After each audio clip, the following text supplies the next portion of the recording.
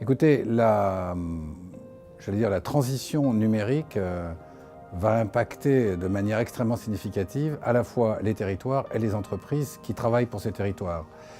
Tout simplement parce que nous sommes rentrés dans une société à la fois de l'information et de la communication, information et communication en temps réel, et que ceci va avoir un impact à la fois sur les informations que nous transmettrons à l'ensemble, des clients, consommateurs, habitants, et évidemment va aussi avoir un impact sur leur réaction, sur la manière dont ils vont réagir à ces informations. Donc c'est une transformation majeure, massive, qui va prendre un certain temps de comportement, mais aussi de la relation entre les entreprises, les territoires et leurs habitants. Je pense que, en fait, tous les acteurs des services publics vont utiliser le numérique. La véritable question qu'il faut se poser, c'est comment ces informations, ces flots d'informations, vont-ils s'interconnecter entre les différents services publics? Autrement dit, est-ce que lorsque, par exemple, dans nos métiers, nous mettons en place des systèmes en temps réel de gestion de l'eau ou des épisodes pluvieux, forts, violents, est-ce que ces systèmes peuvent être utilisés, par exemple, pour suivre en temps réel les tournées de nos camions de collecte de déchets? Je prends cet exemple, il y en aura d'autres.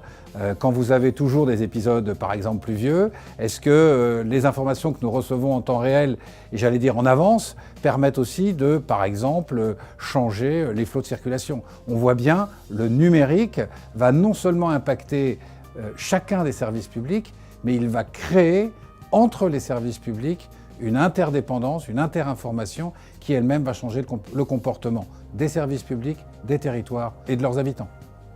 Alors je dirais le risque principal, ça serait que de simples opérateurs numériques essayent de s'interposer entre le client consommateur habitant et nous-mêmes. Je pense que ce risque est relativement faible dans nos métiers, même s'il existe, et que c'est à nous aussi d'être modernes, de nous adapter à cette nouvelle donne. Alors, cette nouvelle donne, elle a un impact majeur sur nos métiers. Par exemple, dans le cas du comptage, le comptage intelligent, individualisé, permettra à chacun à la fois de connaître sa consommation, de comprendre ce qui se passe chez lui en cas de sous- ou surconsommation, et donc de faire évoluer son comportement. De même, lorsque nous avons des systèmes de gestion en temps réel d'épisodes climatiques sévères, comme par exemple des pluies diluviennes, eh bien nos systèmes, par exemple Enflux, permettent de prévoir, d'anticiper et d'éviter en grande partie les dommages qui pourraient être causés, qu'ils soient corporels ou qu'ils soient sur les biens, par ces épisodes. Donc on voit bien que le big data, le numérique, la capacité que nous avons à maîtriser en avance un certain nombre d'événements, la gestion non plus en termes réactifs, mais en termes d'actifs, c'est-à-dire en prévision, en temps réel, c'est un élément extrêmement déterminant de nos moyens à venir. Et donc nous serons capables de créer de la valeur, à la fois pour nous-mêmes, mais aussi pour nos clients.